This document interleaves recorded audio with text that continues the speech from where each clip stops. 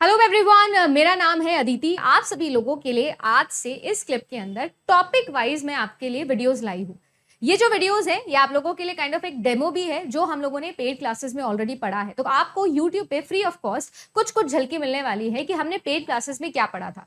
एक विटनेस की जैसे एक प्रूफ भी आप लोगों के सामने है कि जो हमने क्लास में पढ़ा और हमारे एग्जाम के अंदर क्या आया वो भी आप कोरिलेट कर सकते हो। तो आप लोगों के लिए रोज शाम को 7 बजे ये सीरीज आने वाली है जिसके अंदर हम आप लोगों को डिटेल में पढ़ाएंगे कि पूरा सीएस में कैसे आप लोग सॉल्यूशन दे सकते हो।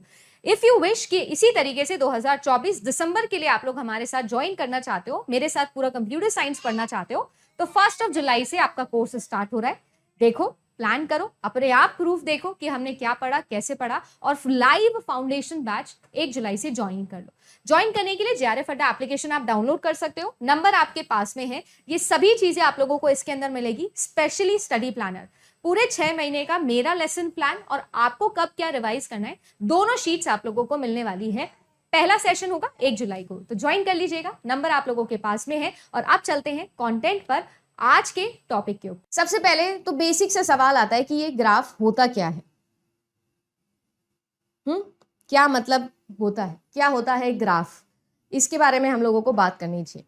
देखो, आप सभी लोगों को पता है कि हम लोगों ने पढ़ा है कि हमारे पास में अभी तक हमने पढ़े सेट्स थे, रिलेशंस थे, फंक्शंस हम लोगों ने पढ़ लिए हैं। हम लोगों ने ये भी पढ़ लिया है कि कैसे हम सेट्स को अलग अलग तरीके से डिफाइन कर सकते हैं, कैसे उनसे एल्जेब्रिक स्ट्रक्चर से लेकर ग्रुप से लेकर एबेलियन ग्रुप, ये सब हम लोग बना सकते हैं। ये सब हम सीख के आए हैं। बिल्कुल वैसे ही हमारे पास में यहाँ पर भी क्या होते हैं, हमारे पास में सेट होते हैं। किसके? हमारे पास में 2 सेट्स होते हैं, एक जिसको हम लोग शो करते हैं V से और एक जिसको हम लोग शो करते हैं E से।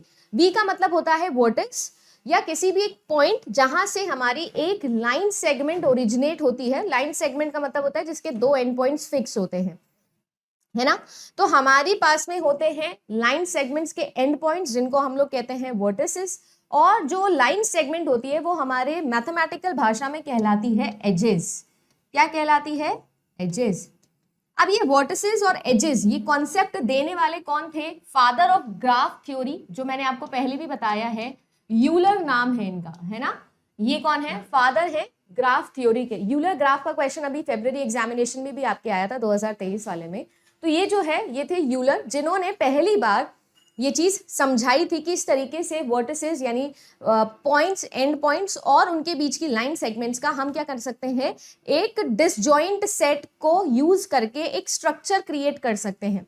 ये mathematical representation of that particular statement is called as graph.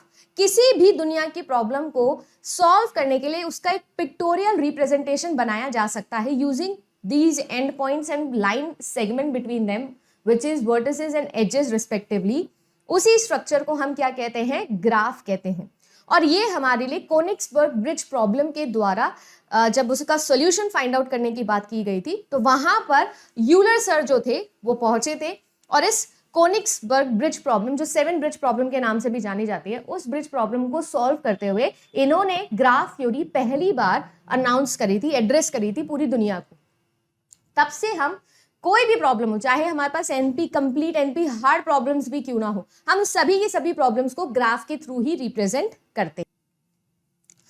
तो सीन ऐसा है, ये जो आप लोगों की ग्राफ थ्योरी है, इसमें सबसे इंपॉर्टेंट चीज तो यही है कि ग्राफ होता क्या है। मैम ये तो कोई दिक्कत है नहीं हमको। अब कभी कभी क्या होता है, एग्जाम के अंदर एक बिल्कुल बच्चों के साथ छोटा सा सवाल आ जाता है, गिवन ग्राफ को पहचानने वाली बात आ जाती है, या ग्राफ की प्रॉपर्टी से सवाल आ जाता है। तो देखो, ग्राफ की अगर प्रॉपर्टी की मैं बात करूं तो जैसा मैंने कहा कि आपके पास में सबसे पहले तो यहाँ पर वर्टिसेस है, आपके पास में यहाँ पर इन वर्टिसेस के बीच की क्या है, लाइन सेगमेंट है जिसको हम लोग कहते हैं एजेस है।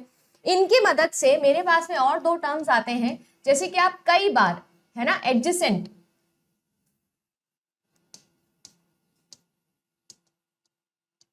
ये एडजेसेंट वर्ड आप हमेशा पढ़ोगे, ग्राफ के कोई भी प्रॉब्लम आपके पास में आएगी तो ये एडजेसेंट वर्ड आप बार बार पढ़ोगे।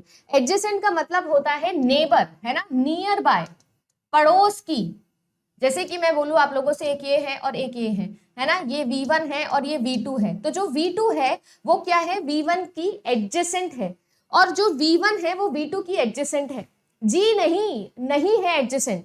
कब होगी एडजेसेंट वर्टिसेस? मैम जब ये वर्टिसेस क्या करेंगी, आपके लिए एक एज से डायरेक्टली कनेक्टेड होंगी, तो इसे हम क्या कहते हैं, एडजेसेंट वर्टिसेस। जो सेम लाइन सेगमेंट्स के एंड पॉइंट्स होते हैं उन्हें हम कहते हैं एडजेसेंट वर्टिसेस। अब ये एक दूसरे की नेबर है, पहले ये एक दूसरे की नेबर नहीं थी, हो सकता था कि इनके बीच में मैं कोई और लगा दूं, बट अब इन दोनों के बीच में एक डायरेक्ट क्या है, लाइन सेगमेंट है, एज है, तो इन्हें हम कह सकते हैं एडजेसेंट वर्टिसेस। इसी के साथ साथ अगर मैं आपसे बोलूं कि एडजेसेंट एज क्या होती है, एडजेसेंट एज का मतलब होता है जिसमें एट लीस्ट एक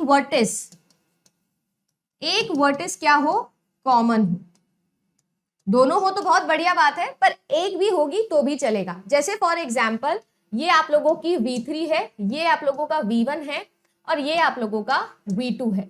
अब आप लोग यहां पर ध्यान से देखिएगा, यहां पर आपका E1 और E2 ये दो एजेस मैंने बनाई हैं जिसके अंदर V3 क्या है, कॉमन है। तो मैं क्या बोल सकती हूं कि आपका जो E2 है वो E1 का एडजेसेंट एज है, और वाइस वर्सा।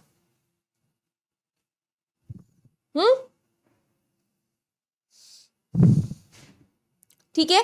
अच्छा, कभी कभी ये जो आप लोगों का कॉमन पॉइंट होता है इसको हम कंजक्शन पॉइंट भी बोल देते हैं। क्या बोल देते हैं, कंजक्शन पॉइंट भी बोल देते हैं। ठीक है, क्योंकि यहां पर आके क्या हो रहा है, कंजक्ट कर रही हैं ये दोनों की दोनों एजेस, तो इसको कंजक्शन भी बोल सकते हैं। अगर यहां से मल्टीपल एजेस निकलती है तो इसको जंक्शन भी हम लोग बोल सकते हैं, जंक्शन पॉइंट, राइट, हम इसको बोल सकते हैं। अगर आप लोगों ने 11th 12th में फिजिक्स पढ़ी है तो हम लोग इलेक्ट्रोस्टैटिक्स पढ़ते थे और वहां पर हम लोग ब्रिज प्रॉब्लम सॉल्व करते थे रेजिस्टेंस लगा के, पैरेलल या फिर सीरियल रेजिस्टेंस लगाकर। तो वहां पर अगर याद हो तो व्हीट स्टोन ब्रिज पढ़ते थे, वहां पर हम लोग ये जंक्शन पॉइंट पढ़ते थे जहां पर सारी की सारी रेजिस्टेंस आके मिलती थी। याद आ रहा है कि थोड़ा थोड़ा याद आ रहा होगा? अगर हम लोगों ने MSc MCA किया है, MTech करे हो तो आपने ये पढ़ा होगा, इलेक्ट्रोस्टैटिक्स पढ़ा होगा। जंक्शन पॉइंट जैसे रेलवे स्टेशन जंक्शन होता है ना, वहां से सारी की सारी ट्रेन्स क्रॉस करती है, कॉमन है वो प्लेटफॉर्म, बिल्कुल वैसे ही। अब सीन आता है कि अगर मैं आपसे पूछूं कि एडजेसेंट तो समझ में आ गया मैम, एक वर्ड बार बार पूछा जाता है पैरेलल। देखो कंफ्यूजन नहीं करना है कि एडजेसेंट और पैरेलल में क्या डिफरेंस है या सेल्फ लूप में क्या डिफरेंस होता है, तो वो पहले क्लियर कर रही हूं।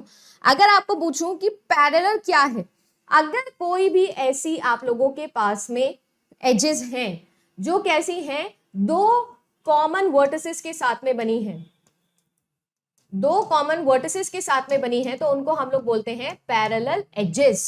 दो कॉमन वर्टिसेस के साथ में, जैसे कि ये आप लोगों का V1 पॉइंट है, ये आप लोगों का V2 पॉइंट है, ठीक है ना। अब मैं बोल रही हूं कि एक तो ये और एक ये, अगर आप लोग देखो तो ये आपकी E1 है और ये आप लोगों का E2 है, ठीक है। अच्छा, एक छोटा सा पॉइंट है, वैसे तो मुझे लगता है कि आप सब लोग अच्छे कंप्यूटर साइंस वाले बच्चों तो पता होनी चाहिए, जरूरी नहीं है कि एज को हमेशा इस तरीके से स्ट्रेट लाइन से ही मैं ड्रॉ करूं। ये सिर्फ एक कनेक्टर है, दो एंड पॉइंट्स को कनेक्ट करने वाला लाइन सेगमेंट है, जरूरी नहीं है कि स्ट्रेट होगा, है ना। जैसे मैं ऐसे ऐसे ऐसे ऐसे करके भी V1 और V2 को कनेक्ट कर दूंगी तो भी कोई डिफरेंस नहीं है मेरे लिए, ये और ये बिल्कुल समान है, कोई दिक्कत नहीं है। इसमें बीच में देख लो, कहीं भी कोई ब्रेक नहीं है, टेढ़ा मेढ़ा कुछ भी हो सकता है। तो जरूरी नहीं कि ग्राफ हमेशा आप लोगों को सीधी लाइनों का ही बनेगा, ऐसा जरूरी नहीं है, किसी भी तरीके से बन सकता है। तो आपकी एक ये एज हो गई और एक ये एज हो गई, ये क्या कहलाएगा, ये कहलाएगा मैम आप लोगों के लिए पैरेलल एजेस, है ना। अब एक और चीज है जो यहां पर हमको समझनी है कि आप लोगों के लिए आता है सेल्फ लूप वाला कॉन्सेप्ट। देखो सेल्फ लूप का क्या मतलब होता है, अगर मेरे पास में कोई भी एक वर्टेक्स है, जो वर्टेक्स से एक एज निकलकर उसी वर्टेक्स पर दोबारा आ जाए, तब हम इसे क्या बोल देते हैं, तब हम इसे बोल देते हैं सेल्फ लूप, ठीक है ना। हमारे पास में क्या होगा, ending point and starting point जो होगा वो सेम होगा, कॉमन होगा, एक ही होगा, ठीक है। इसे हम क्या कहते हैं, सेल्फ लूप कहते हैं। अब आती है बात ऐसी कि आपके पास में जो ग्राफ्स हैं वो दो तरीके के होते हैं या दो टाइप्स के होते हैं मेनली, एक जिसको हम कहते हैं डायरेक्टेड ग्राफ और एक जिसको हम कहते हैं अनडायरेक्टेड ग्राफ, ठीक है ना। जिसको आप लोग लेबल्ड ग्राफ और अनलेबल्ड ग्राफ के तौर पर भी पढ़ोगे आगे जाके, है ना। और भी दो टाइप्स होंगे, इसके अलावा और भी बहुत सारे टाइप्स मैं बताऊंगी, जैसे कि मल्टी ग्राफ, है ना, और भी बहुत सारे अपेंडेड ग्राफ, ये सारी चीजें हम पढ़ेंगे। बट स्टिल यहाँ पर मैं क्या समझा रही हूँ, आपके पास में एक है डायरेक्टेड ग्राफ और एक है अनडायरेक्टेड ग्राफ। ये दो मेन टाइप्स हैं ग्राफ के। डायरेक्टेड का मतलब होता है जिसके पास में हमारे पास क्या हो, या जिसके अंदर मेरे पास में क्या हो, लेबल्ड एजेस हो। लेबल्ड कैसे, मैं अगर मेरा ग्राफ कंस्ट्रक्ट कर रही हूं तो मेरे ग्राफ के अंदर मैं आपको बताऊंगी कि मैं V1 से V2 जा रही हूं या V2 से V1 जा रही हूं। अगर मैं इस तरीके का एक ग्राफ बना रही हूं जिसके अंदर आप लोग नोटिस करिएगा दोनों ही एंड पॉइंट्स के बीच में मैंने एक एज बना दिया है और कुछ नहीं किया है, ये मेरे अनडायरेक्टेड है, मुझे पता नहीं है कि मैं V1 से V2 जा रही हूँ या V2 से V1 आ रही हूँ। बट अगर मैं इस तरीके से इनके बीच में एज लगा दूं तो अब मैं बता सकती हूँ कि मैं V1 से चली थी और मैं V2 की तरफ जा रही हूँ। इसको हम ये भी कह सकते हैं कि यहाँ पर V2 के पास में आउट गोइंग एज है और V1 के पास में आउट गोइंग एज है और V1 के पास में आउट गोइंग है, V2 के पास में इनकमिंग एज है ना, इनकमिंग एंड आउटगोइंग। इनकमिंग जिसकी तरफ एरो हो और आपके पास में एक आउटगोइंग जिससे कोई भी एज इनिशिएट होती है, स्टार्ट होती है। और अनडायरेक्टेड क्या होता है, अनडायरेक्टेड बेसिक जिसके अंदर कोई लेबलिंग नहीं होती, कहां से शुरू हो रहा है कहां से खत्म हो रहा है हमको नहीं पता होता है। अब मुझे एक बात बताओ, मैंने आप लोगों को इसका फॉर्मूला बताया था जब मैंने आपको ट्री पढ़ाया था, है ना, हमने बात करी थी हमारे पास में बहुत सारे डायरेक्टेड ग्राफ्स हो सकते हैं, बहुत सारे अनडायरेक्टेड ग्राफ हो सकते हैं। दोनों में से ज्यादा किसके चांसेस है बनने के, अनडायरेक्टेड ग्राफ के बनाने के चांसेस ज्यादा हैं। यानी अगर मैं आप लोगों को 5 वर्टिसेस दे दूं तो 5 वर्टिसेस से आप ज्यादा अनडायरेक्टेड ग्राफ बना सकते हो कंपैरेटिवली डायरेक्टेड के कंपैरिजन अगर मैं करूं तो, क्योंकि डायरेक्टेड ग्राफ के अंदर फिक्स्ड रास्ते हैं जो आप लोगों को बनाने होंगे और डायरेक्टेड ग्राफ की प्रॉपर्टीज ही सबसे ज्यादा हमारे सिलेबस में आती है।